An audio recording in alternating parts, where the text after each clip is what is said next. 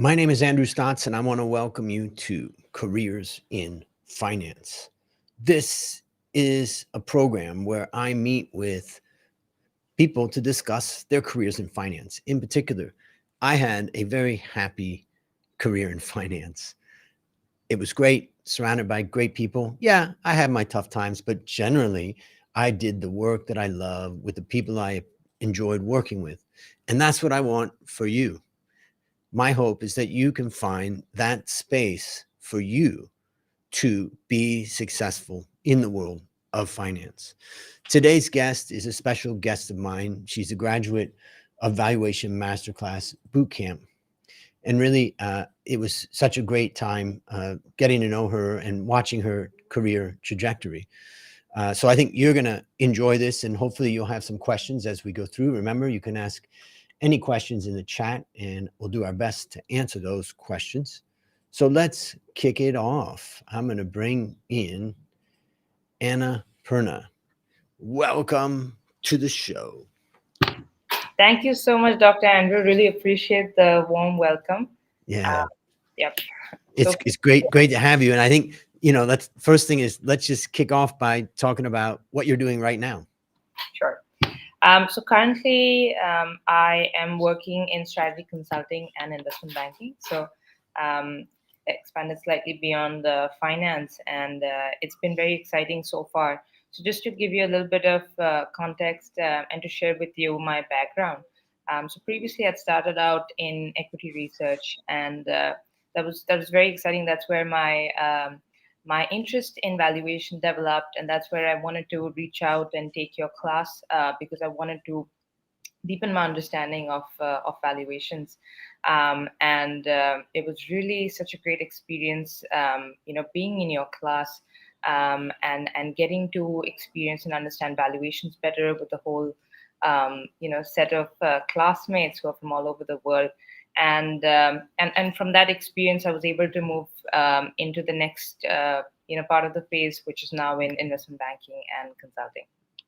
So I'm curious, like what was missing, or like when you were building your career from the beginning, and some things you enjoyed, some things you didn't. There was something missing that had you searching. What more do I want to learn? What more do I want to do? What was missing? I think sometimes what's missing is the right, I think guidance that you sometimes require. Mhm. And I remember in your class, every time I would try to convey the point that I'm very excited about valuations and I love researching companies. You would keep coming back to the point that really think about what you really enjoy doing and understanding the purpose of it, because it's really a long race, right? It's not a short term thing that you focus on. So you really have to enjoy what you do as well. And that really got me thinking and reflecting. And I think, in a sense, I'm very grateful and happy that I've found a career path that I really enjoy. Um, Hmm. I truly do. So tell us a little bit about what you enjoy. Like, what are the things about your job? And maybe, for someone that's listening, I want to welcome some of our guests on. Of course, there's Alex is listening in. There's Alex, and also we have Ashwin, also a valuation masterclass professional graduate, and also we have Zishan Ali, who is also a graduate of professional. And we have Nong A, also good morning. And we have Joe Fitter. Joe, good to see you. I am well. Good to see you. And for everybody listening in, let's just take a step back and say, what is your job? Because I mean, like, I talk in the Valuation Masterclass Bootcamp, like as a sell side analyst, I tell a little bit about what a fund manager is, but I don't go into too much detail on other things. So maybe, what is your job? What does it entail, so that people listening could think, is that something I want to do? Sure. So I think what's exciting, to answer your previous question, what's exciting about the job is, to really be able to look at different companies, different projects, and I find that very exciting because you're working on certain projects for short periods of time, and you really get to see different challenges. So to give you an example, on the investment banking side, there could be clients who are looking to raise funds, and it's to help them shape their story, and to help them understand better what are the sources of finance that they should be looking at, and helping them connect to the right set of investors. And this has been a new journey for me because I haven't had experience in this previously, but I found it very exciting because you again get to work on the research side, and there's quite a bit of BD skills that you need here as well, and building that network of investors to be able to connect both parties, and be able to witness these meetings. So that's more on the investment banking side. I would say on strategy consulting, there could be. So far, I've had instances where, let's say, there are companies who are interested in entering India, and they're looking at market entry strategy report, for example, to really understand what are the regions that they should be looking at in order to enter, what should be the strategy that they take on. And you're really kind of helping them, understand that better, and shaping that in the form of a report. And I've also had some experience so far working on the on public sector advisory as well, Mm, which is kind of different from finance. But I think what's really interesting once again is having a new set of challenges, being on a project that you might not know much about, but you have to pick up your understanding about the sector very quickly, and so you're not really to be able to be hands-on and to be working with people who've been in the sector for decades. I think that's quite challenging to come into the room and have that level of understanding, which you probably wouldn't, but do your best to understand all of that very quickly. So I think both on the consulting side and on the investment banking side, it's very exciting that I get to dabble in a little bit of both. um, mm. yeah. And when we compare that to, let's say, the sell side, as I'm familiar with, you know, you're kind of an adversary on the sell side. You're not on the side of management. You want to get to know management. You want to, and you may like their story and like their company, but ultimately you're an objective, person. And so, um, but the difference between the work that you're doing on advisory consulting and that type of stuff is that you're over the wall, you're with the client, and you're developing that relationship. That relationship is very different on the sell side. And I think that can help people who are thinking about what career they want. Because in my case, I didn't have a desire to advise the management. I wanted to analyze the business, and I wanted to understand the business and look at it from an objective perspective. But I definitely see that there's some people in their nature, they want to be working with the management. Maybe you could just talk a little bit about what that's like, or that difference is like. No, definitely, Andrew, and I agree with you there. I think to get to understand a client and their requirements, to really put yourself in their shoes is, again, you've probably not built a business in that space yourself, but to really understand from an objective point of view, and to help them guide them in an objective manner in terms of what their strategy should be. I think it's sort of a daunting task, so to speak. But really, I think a lot of times people get a little bit, um, even I think entrepreneurs or founders, in their own head when it comes to their own business. And I remember one of the classes that I'd taken with you, where we was studying some of the strategy books. To really have that objectivity and to come in with a different perspective, or can really add value to an organization, and to be able to see those smaller things. So for me, again, it is, I think, tricky to navigate that space, because how do you really come in and tell someone that you've been running this business for decades now, and this is how you should be making changes, so on and so forth. But I think that's what makes it exciting as well for me, really. Speaking of that, there's the book right there that I use a lot, Understanding Michael Porter, for the viewers and listeners out there.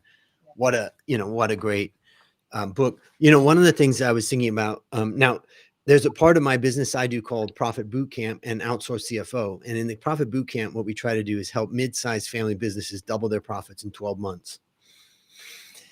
It's a very clear and direct message, and we focus everybody in on that objective. But what's so fascinating that I think, the value that an advisor or consultant can add is that they're seeing other businesses.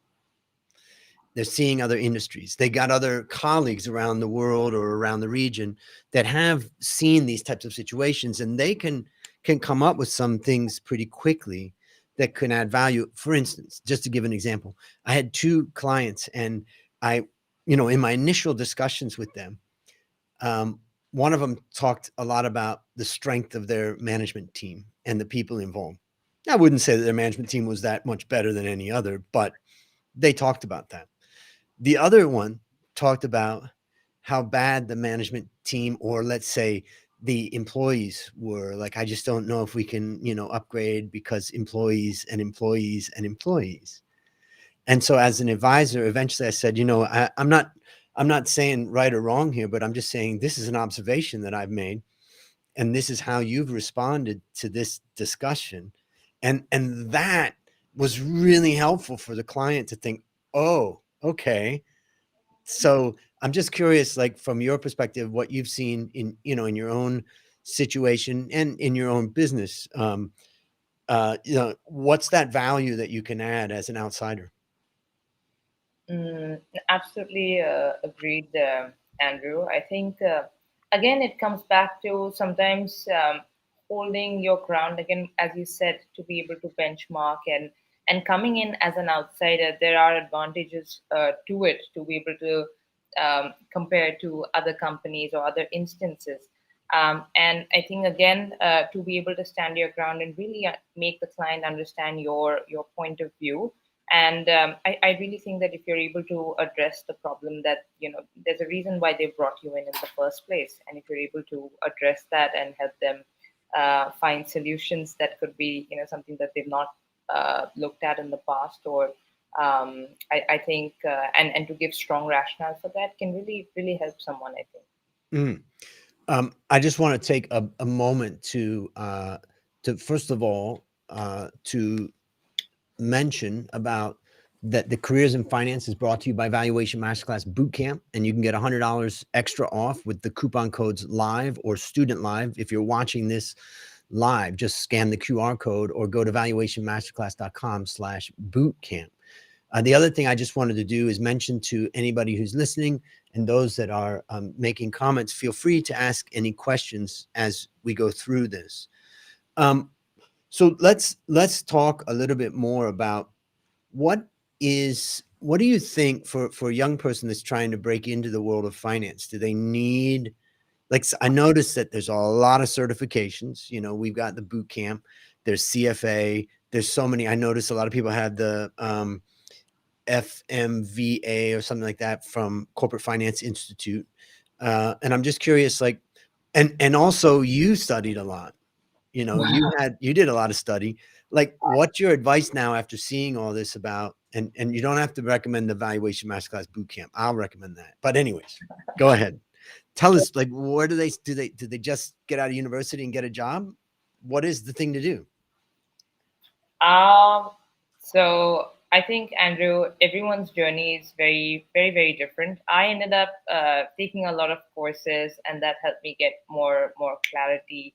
I remember, I think in my master's program, I had started learning finance, and that's where my interest really started out. And I went into CFA, and I think my exposure to equity research was where my interest and longing to understand valuations better came about. So I think it was really, it just happened to be that way for myself. I think for anyone wanting to start out their career in finance, I remember, I think when I wanted to start out, it just seems so daunting because you have so many different Mhm. kinds of roles. And sometimes you want to get a role for because um, for maybe reasons that you don't, for maybe money or but you don't really understand what the role entails. So I think as a young professional, really to try to understand what are these different types of roles and trying to see what is a good fit, and to really just get experience is a good place to start. I remember, I think I wouldn't have understood if I did not start out in equity research Mm, that I enjoyed research, but I was looking for something more client oriented as well. And I think when you do these experiences or take on more work experiences, when you understand more about yourself and what you enjoy doing, what you don't. mm. And how do you look at your future? I'm just curious, like, what do you is your future clear, or do you still feel like, wow, there's, I could go this way, I could go that way. Here's what I'm learning about myself. Like, how are you developing in your own personal development? No, absolutely. I think when I had started out in my career in finance, I actually wanted to get into investment banking on day one. And I think now that I am in this space, and I'm very fortunate that my firm dabbles in a little bit of consulting and investment banking both. And currently I'm working on the public sector advisory side. And I think, I thought I was clear in terms of what I want to do in the future, but I'm really enjoying these different kinds of projects at this point, and I think I'm very grateful that I get this level of exposure to really make a decision going forward what I would like to focus on. But of course, I think as you progress in your career, you ought to specialize. Um, but I am, of course, focusing on specializing on my finance knowledge by taking more courses in finance. And it's interesting to think about, why is understanding valuation important in consulting or advisory? Because you would think that's not about valuation, but what benefits do you get yourself from understanding more about how valuation's done? Again, it comes down to, I think, understanding the company better, right? I think to be able to understand the financials, to be able to understand what the value of the company is, I think it all sort of ties in at the end of the day. And valuations is such a critical topic, so to speak, in most of the finance roles. Um, so for me, I was very excited when I took on your class, because you taught us more about benchmarking and how it's so important to look at international standards, and not just be focusing on the company in that local area. Mm. And I'm curious, like, what advice you would also give about pursuing a job. Last night I was talking to students in the boot camp about how the eighth step in my 8 steps to become a number one analyst is I went to work for the number one broker. And it really elevated me. And I thought in the discussion last night, and I said, maybe I should have gone after that earlier. Like, what was holding me back? I did interview at Goldman Sachs many, many years ago, and I thought that would be great. But I went through like 17 different interviews until they rejected me. I'm just not a company man. So I kind of realized it as I went through all those. But I'm just curious, like, now, based upon where you're at now, and as you look back, how important is it to set your sights higher, than you may think initially? Um, Thank you, Andrew. And I think I've also had a similar journey, maybe in terms of finding the right job for myself. I think it's also about really, really persevering and believing in yourself. If there's a kind of job that you really think you would like to do or you're cut out to do, I've had to face a lot of no's as well. But I think what kept me going was, sort of redetermining that, this is what I really want to get experience in, and I would like to, because I think the journey that I had was also kind of unconventional in the sense that didn't have prior IP experience. And India is a very competitive place when it comes to jobs. So, I would keep getting the same questions over and over again. You don't have IB experience. We don't think you're the right fit. So I think sometimes it's also a matter of there's a small element of a luck as well, I would say. But I think what's critical is to do as much as you can that's in your hand in terms of polishing on yourself, in terms of your skill sets, in terms of really going out there and talking to as many people as you can. And I remember doing that actively, reaching out to people on LinkedIn, and it's beautiful. You really, if you know how to just get people's attention, people are really out there to help you, right? People have built up their careers and they want to share their guidance. If you It's reach out, amazing. yeah. So I think all of those interesting conversations, it was, all of that difficult phase. Now that I look back, it was so interesting because that forced me to get out of my shell, talk to more people, really understand what's out there, and not look at it more from a superficial point of view, but to really understand what do you do, what made you more successful, what are your suggestions for me. Sometimes it's not always people don't always know what's right for you, but to be able to pick that out and make that's on you to have your own wisdom to understand what's right for you. But all of these conversations, I really enjoyed those. I just want to reiterate that. In fact, I had a group of interns a while back, and I said, "Look, I want you to go on your LinkedIn, and I want you to reach out to CEOs and hiring managers or whatever, and I want you to just here's a message that I want you to send, which is I'm a student doing an internship, with Andrew Stotts, and I just had a couple questions, and I wonder if you could spare the time to answer it." It's remarkable how many people, I was behind the scenes watching them send out. And then it's remarkable the number of people that say, oh, yeah, here's a couple minutes that they gave and gave some feedback. So, one of the advantages you have as a student or as a young person is you can reach out in that way. If you're 40 or 50 and you're trying to reach out in that way, it's a little bit harder. You got to find your angle and all that. But just to say, I'm a student and I need some advice or ideas or something like that, I think everybody listening would be surprised when you see how many people will positively respond. It's incredible.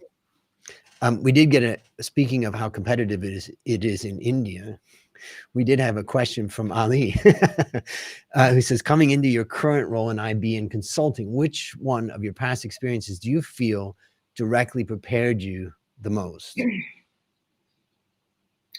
Um, I think in my case, so I've had two experiences in the past, and somehow I think both experiences have kind of helped me prepare for this role. My first experience being in equity research, which was purely focused on research, especially because I was an associate to an analyst. Um, so that definitely prepared me in terms of introduced me to this world of valuations and understanding companies and really going deep into understanding them. And I think the second role that prepared me was my second role that I took on was more BD oriented. In fact, purely BD oriented in the fintech space. Now, I think a lot of people at that time, I remember, who looked at my CV and said, "Whoa, you've taken some, bold moves, and this doesn't really make sense, so to speak." Um, but now that I look back in my journey, it really does make sense, and I think that prepared me. Now that when I'm on the client-facing side and I have to do the research bit as well, I get to that really helped me get out of my shell again and be able to talk to clients directly, and that people are comfortable putting me so early on in front of clients. So maybe it's a bit of my individual journey, but to be able to appreciate that you do pick up on skill sets, wherever you're at. That's been my experience at least. Mm. You made me think I'm such a smart ass these days that if somebody said, oh, well, your experience isn't, da da da da da, I would reply, oh, so you're like traditional in the box, can't think outside of the box manager or company. So, but I think you missed something, and that is that maybe even before your work experience, you had an inquisitive mindset and engaging, you know, personality. And I can say that, having had a lot of students in the valuation masterclass boot camp and, students for many years, um, not that many are engaging. And teachers welcome engagement, like we love it, but the students don't do it. Very few do. Now in Thailand, we have something called Greng Jai, where people feel like they don't want to bother the teacher or the important person or something. So there's that, and I can understand. But the fact is that, you know, I'll tell you an interesting story is that just an hour ago, I was presenting to a finance class in America at Cal State Long Beach, where I graduated 30 some years ago in 1989. And the professor, it was his last, the finance professor that invited me to speak, it was his last class before he retired. And he was my finance professor back in 1988 and 89. And I engaged with him at that time. He gave me some sort of internship and some, I can barely remember that he got me involved in something, which turned me on to finance and got me interested, Dr. Stephen Lee. And then to be able to maintain that. And so what I want to also add is the engaging personality, the person, be the person who's listening to other people, asking questions, wanting to learn. Yeah. And if you're that person, the opportunities are going to come. What has been your experience with that? I think you missed something, and that's, your engagement, your desire. I think when I think back to the boot camp days, you were engaged in those lessons. You were engaged in the discussions, and not everybody was. So maybe you can talk a little bit about that from a personality or experience perspective. Thank you, Andrew. And yes, I think to disturb people. I mean, I think it's so important to like put yourself out there and to show that you're interested or passionate, or because not always that you are. And if you are enjoying something, to give that feedback, whether it's to a teacher or whether it's asking to your boss or reaching out to people on LinkedIn. I think you're probably right that I've always been inquisitive and I've wanted to ask questions, but I think I was actually a very shy child growing up, and I remember I used to think in my classes, I need to speak, I need to engage, I need to do it. I'm going to push myself, and because I had this experience where I was suddenly moved to an international school in a different country, and I remember being, kind of afraid seeing people from 72 nationalities. And it was very overwhelming. And I used to think at that time that, okay, I've been put in a difficult situation, but I need to speak, I need to communicate, and it's important to push myself. So I think even now that applies to this date, when I have clients maybe on the other end who have, decades of experience, and to not keep your mouth shut, but to open and like really talk and convey. And if you don't understand something, no question is a bad question. And I think in your class, I genuinely did have such a blast, and I wanted to convey that, and I enjoyed engaging. Yeah, there's another Ashwin, one of the guys that was on this video. He also, he always had his notebook on his video, and he's like, and you could just see him. He was always writing down, and I was like, man, that guy is trying to get as much out of this as he can. We got a question from Ali that says, which deal is the most memorable, or which experience, let's say, in your experience is most memorable? Um, I think for myself, currently I'm very deeply engaged in the public sector advisory project, and it's to do with the central government. So it's a whole new arena. That's overwhelming. It is. It really is, because I think people on the public sector side or the government side have very different kinds of clients as opposed to private ones. So for me, I think this is really standing out. Again, to be able to walk in and see people who've been in the system for 40, 50 years, and to tell them that, oh, I think this is what you should be doing. I don't know. It's been exciting. All right, you kid, get out of here. That's the way that sometimes they react, but sometimes they don't. So also Adit says, thanks to both of you for putting your thoughts out there. You are welcome. That's part of the purpose of careers in finance. One other question, maybe you can describe how you found your job, your latest job. Sure, of course. Um, so I had taken the valuation masterclass, and it was 6 weeks of really intense, stuff. And I was at my previous company at that point, and But what I was excited about was that Andrew really wanted to, help. I mean, I think in whether it was in terms of discussions, and really, really enjoyed that whole process. And I remember mentioning that at the end of the course, if you're looking to, if you have some companies in mind or someone that you want to reach out to let you know.